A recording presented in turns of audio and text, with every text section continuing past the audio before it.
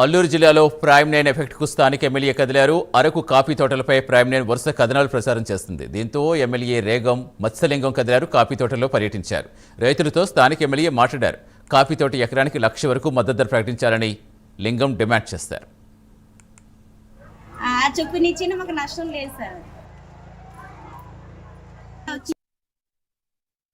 దేనికి అవసరం రావట్లేదు సార్. అందుకనే కొంచెం అంటే సార్ కొంచెం అంచనా తెలియదు సార్. అంటే ఇప్పుడు మనం వేస్తున్నాం సార్. మాకు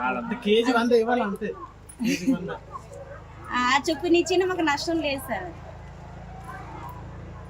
వచ్చిందో మాకు కావాలి సార్. అంటే ఎక్కడి నుంచి వచ్చింది, ఎవరు తీసుకొచ్చారు, ఎవరు స్ప్రే చేస్తే వచ్చింది అన్నట్టు మాకు కావాలి సార్. ఎందుకంటే మాకు చాలా నష్టం కదా సార్. ఎవరు స్ప్రే చేశారు, ఎందుకు చేశారు, దేని వల్ల చేశారు అని. అల్లూరు జిల్లాలో ప్రైమ్ నైన్ ఎఫెక్ట్కు స్థానిక ఎమ్మెల్యే కదిలారు. అరకు కాఫీ తోటలపై ప్రైమ్ నైన్ వరుస కథనాలు ప్రసారం చేస్తుంది. దీంతో ఎమ్మెల్యే రేగం మత్స్యలింగం కదిలారు. కాఫీ తోటల్లో పర్యటించారు. రైతులతో స్థానిక ఎమ్మెల్యే మాట్లాడారు. కాఫీ తోట ఎకరానికి 1,00,000 వరకు మద్దతు ధర ప్రకటించాలని మత్స్యలింగం డిమాండ్ చేస్తారు. పూర్తి సమాచారం ఇచ్చేందుకు మా కరెస్పాండెంట్ చంద్రశేఖర్ జనరల్ చంద్రశేఖర్, ఇంకా ఎమ్మెల్యే ఏం చెప్పారు, స్థానిక కాఫీ తోటల్లో పనిచేసే స్థానికులు ఏమంటున్నారు?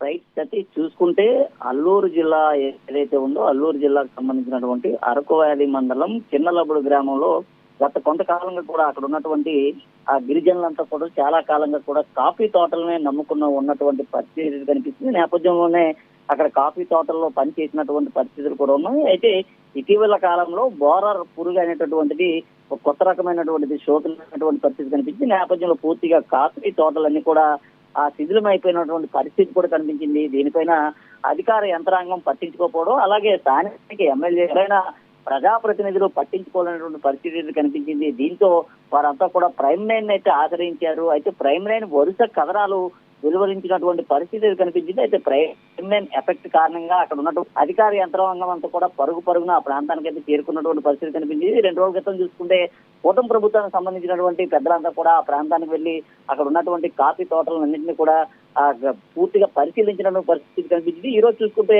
అరకు వ్యాలీకి సంబంధించినటువంటి ఎమ్మెల్యే రేగం మత్స్యలింగం కూడా ఆ ప్రాంతానికి చేరుకున్నారు. చేరుకున్న తర్వాత పూర్తిగా అక్కడ ఉన్నటువంటి పరిస్థితి, అలాగే కాఫీ తోటల్లో జరుగుతున్నటువంటి బోరాడు పురుగు ఏదైతే ఉందో బోరాడు పురుగు కానీ లేదా అక్కడ ఉన్నటువంటి గిరిజనుల పూర్తిగా వారి స్థితిగతుల పైన కూడా ఆయన అయితే ఆరా తీసినటువంటి పరిస్థితి కనిపిస్తుంది. మరికొకసేపు కూడా అక్కడ ఉన్నటువంటి రైతులతో కూడా ఆయన అయితే మాట్లాడినటువంటి పరిస్థితి కనిపిస్తుంది. ముఖ్యంగా చూసుకుంటే అక్కడ ఉన్నటువంటి వారంతా కూడా చాలా అమాయకమైనటువంటి గిరిజన పిల్లలు, కేవలం కాఫీ తోటలను మాత్రమే నమ్ముకొని జీవనం సాగిస్తున్నటువంటి గిరిజనులు. ముఖ్యంగా చూసుకుంటే అక్కడ కొండవాళ్ళ ప్రాంతాల్లో వారంతా కూడా జీవనం సాగిస్తున్నారు.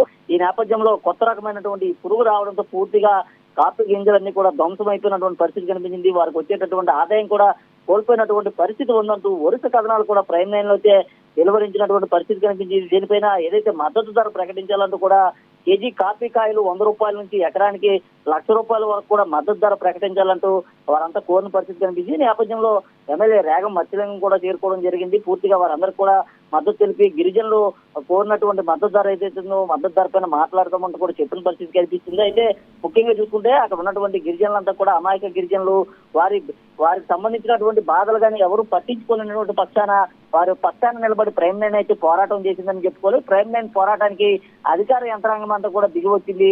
అలాగే ప్రైమ్ నైన్ కి సంబంధించినటువంటి వారంతా కూడా ధన్యవాదాలు తెలుపుతూ ఆ ప్రాంతానికి సంబంధించిన అసలు ఏ విధంగా వచ్చిందని అనే దానిపైన కూడా అధికారులు కానీ లేదా ఇతరత్ర దానికి సంబంధించినటువంటి శాస్త్రవేత్తలంతా కూడా అధ్యయనం చేయాలంటూ కూడా ఎమ్మెల్యే రేగం మత్స్యలింగం కూడా చెప్పిన పరిస్థితి కనిపిస్తుంది.